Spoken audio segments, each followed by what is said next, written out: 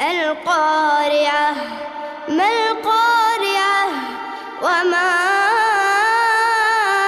أدراك ما القارعة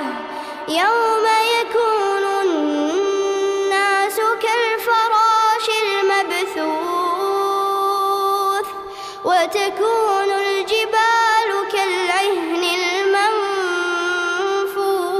المنفوش فأما من ثقلت موازينه فهو في عيشة راضية وأما من خفت موازينه فأولئك